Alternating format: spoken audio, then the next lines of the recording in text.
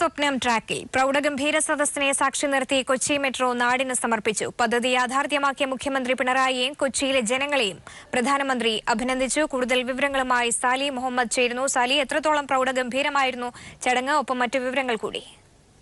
അങ്ങേയറ്റം പ്രൗഢഗംഭീരമായിരുന്നു ചടങ്ങ് എന്ന് തന്നെ പറയാം. കൊച്ചിയുടെ ഒരു പരിച്ഛേദം തന്നെ ചടങ്ങിന് സാക്ഷികളായി. രാജ്യത്തെ പ്രധാനമന്ത്രി, സംസ്ഥാന മുഖ്യമന്ത്രി, കേന്ദ്രമന്ത്രി, ഗവർണർ ഉൾപ്പെടെ വിശിഷ്ടാതിഥികൾ മുഴുവൻ വേദിയിൽ അങ്ങനെ അങ്ങേയറ്റം പ്രൗഢഗംഭീരമായ ചടങ്ങിനാണ് കൊച്ചി സാക്ഷ്യം വഹിച്ചത്. കൊച്ചിയുടെ ഏറ്റവും വലിയ സ്വപ്നങ്ങളിലൊന്നായിരുന്നു കൊച്ചി മെട്രോ. അതിന്റെ ഒന്നാം ഘട്ടം കമ്മീഷൻ ചെയ്തിരിക്കുന്നു. ഒന്നാം ഘട്ടം പ്രധാനമന്ത്രി നരേന്ദ്രമോദി അല്പം മുമ്പ് രാജ്യത്തിന് സമർപ്പിച്ചു. ഏതായാലും പ്രധാനമന്ത്രി ഉദ്ഘാടന പ്രസംഗത്തിൽ പറഞ്ഞത് ഇത് യാഥാർത്ഥ്യമാക്കാൻ പ്രയത്നിച്ച മുഖ്യമന്ത്രിയും സംസ്ഥാനത്തെ ജനങ്ങളെയും KMRL-നെയും അദ്ദേഹം അഭിനന്ദിച്ചു. കൊച്ചിയുടെ സാമ്പത്തിക പുരോഗതിക്ക് വലിയ തരത്തിൽ വഴി തുറക്കും എന്നും അദ്ദേഹം പ്രത്യേകത പ്രകടിപ്പിച്ചു. മുഖ്യമന്ത്രി പറഞ്ഞത് പ്രധാനമന്ത്രി തന്നെ ഉദ്ഘാടനം ചെയ്യണമെന്ന് സംബന്ധിച്ച് ഒരു വിവാദം ഉയർന്നു വന്നിരുന്നു. അത് വിവാദമാക്കാൻ ചിലർ ശ്രമിച്ചു.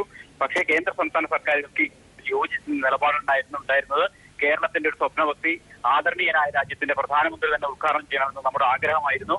അത് വിവാദമാക്കാൻ ശ്രമിച്ചവർ അക്കാര്യം നടന്നില്ല എന്നാണ് പറഞ്ഞത്. ഏതായാലും സംസ്ഥാനത്തിന്റെ വികസന പദ്ധതികളുമായി മുന്നോട്ട് പോകും. അതിന് കേന്ദ്രത്തിന്റെ സഹായവും സാങ്കേതികവും സാമ്പത്തികവുമായ സഹായവും അദ്ദേഹം പ്രധാനമന്ത്രിയെയും കേന്ദ്രമന്ത്രിയെയും സാക്ഷിയാക്കി വേദിയിൽ അഭ്യർത്ഥിക്കുകയും ചെയ്തു.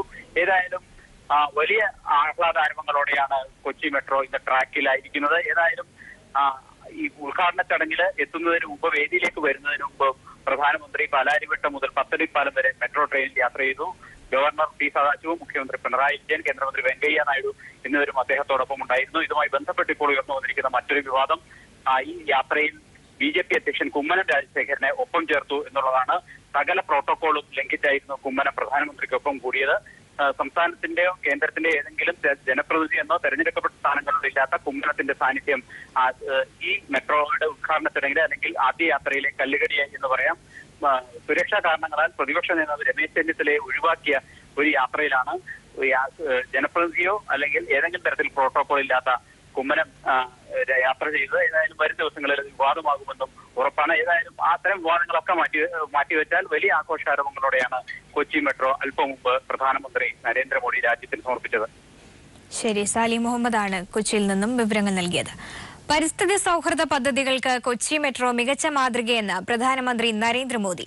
പദ്ധതി ഏറ്റവും വേഗത്തിൽ പൂർത്തിയാക്കിയതിന് മുഖ്യമന്ത്രിയെയും കൊച്ചിയിലെ ജനങ്ങളെയും പ്രധാനമന്ത്രി അഭിനന്ദിച്ചു. The project is also an example of environment-friendly development. It plans to meet nearly 25% of the entire energy requirements from renewable sources, particularly solar energy. The long-term plan is to become a zero-carbon emitting urban transit system. Every 6 pillar of the metro system will have a covered vertical garden which will substantially use urban solid waste. ഏത് വികസന പദ്ധതിയും സമയബന്ധിതമായി പൂർത്തിയാക്കാൻ സർക്കാരിന് കഴിയുമെന്നതാണ് metro ഉദ്ഘാടനത്തിലൂടെ തെളിയിച്ചിരിക്കുന്നതെന്ന് മുഖ്യമന്ത്രി പിണറായി വിജയൻ പറഞ്ഞു. ലോകത്തെമ്പാടുമുള്ള നിക്ഷേപകർക്ക് കൊച്ചി മെട്രോയുടെ പൂർത്തീകരണത്തോടെ ഒരു സന്ദേശം ഉയരുകയാണ്. ഇത്ര വേഗത്തിൽ പൂർത്തിയാക്കിയ മറ്റൊരു മെട്രോ ഇല്ല എന്ന് പറയുമ്പോൾ കേരളത്തിൽ ഏത് വികസന പ്രവർത്തനവും സമയബന്ധിതമായി പൂർത്തീകരിക്കാൻ ആവും എന്ന സന്ദേശമാണ് നാം ഇതിലൂടെ നൽകുന്നത്.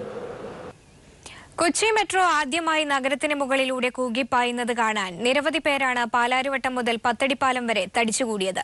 മെട്രോ പൊതുജനങ്ങൾക്കായി സർവീസ് നടത്തുന്ന തിങ്കളാഴ്ച തന്നെ കയറാമല്ലോ എന്ന സന്തോഷത്തിലാണ് പ്രദേശവാസികളുടെ പ്രതികരണങ്ങളുമായി സിബി തയ്യാറാക്കിയ റിപ്പോർട്ടിലേക്ക്. കൊച്ചി മെട്രോ യാഥാർത്ഥ്യമാകുമ്പോൾ പ്രദേശവാസികളും വളരെയധികം സന്തോഷത്തിലാണ്.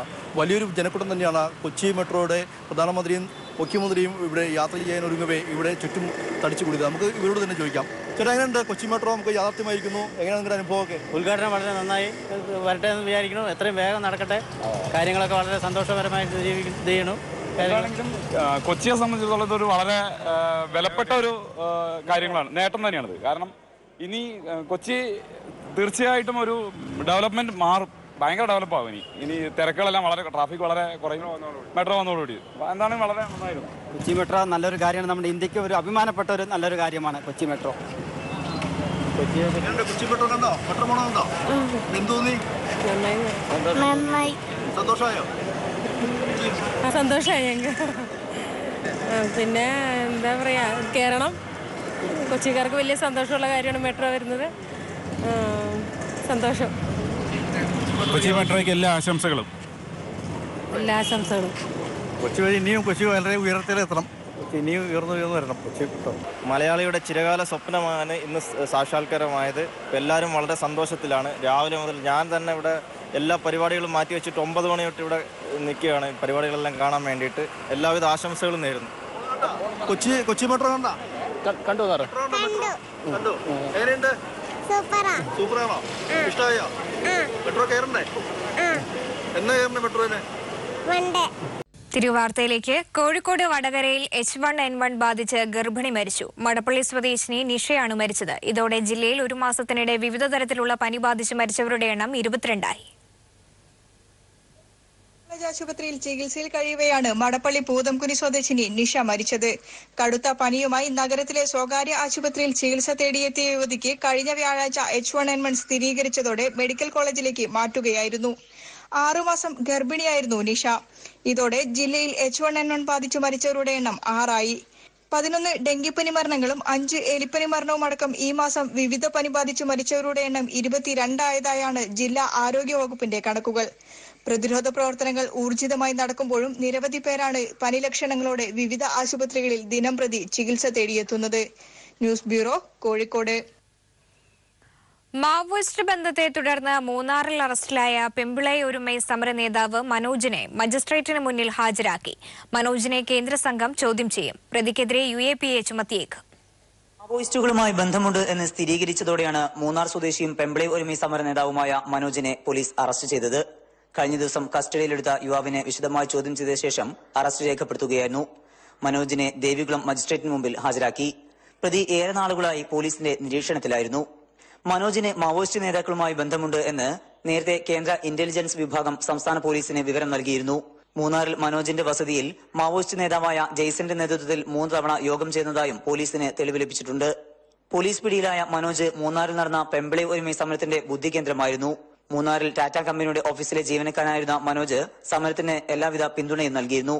കമ്പനി സൂക്ഷിച്ചിരുന്ന അതീവ രഹസ്യ വിവരങ്ങൾ പലതും മനോജ് ചോർത്തിയെന്ന ആരോപണത്തെ തുടർന്ന് പിന്നീട് മനോജിനെ കമ്പനി പുറത്താക്കുകയാണ് ചെയ്തത്. മനോജിനെ കേന്ദ്ര സംഘം ചോദ്യം ചെയ്തേക്കും. തീവ്രവാദ പ്രവർത്തനങ്ങൾ അമർച്ച ചെയ്യുന്നതിനുള്ള UAPA ചുമത്തുമെന്നാണ് പോലീസിൽ നിന്ന് ലഭിക്കുന്ന സൂചന. മൂന്നാർ സമരത്തിന്റെ നാളുകളിൽ തമിഴ്നാട് കേന്ദ്രമായി പ്രവർത്തിച്ചിരുന്ന തീവ്രവാദ സംഘടനകളുമായി പ്രവർത്തിച്ചിരുന്നോ എന്നതും പോലീസ് അന്വേഷിച്ചു വരികയാണ്. മനോജിന്റെ കൂട്ടാളികളായ 2 പേരും പോലീസിന്റെ നിരീക്ഷണത്തിലാണ്. സമരത്തിൽ പങ്കെടുത്തിരുന്നവർക്ക് മുദ്രാവാക്യങ്ങളടക്കം എഴുതിക്കൊടുത്തിരുന്നത് മനോജിന്റെ നേതൃത്വത്തിലായിരുന്നു. വൈദ്യുതി മന്ത്രി M.M. മണി രാജിവെക്കണമെന്നാവശ്യപ്പെട്ട് ഗോമതിയുടെ നേതൃത്വത്തിൽ നടത്തിയ സമരത്തിന് പിന്നിലും മനോജ് പ്രവർത്തിച്ചിരുന്നു. News bureau, Idukki.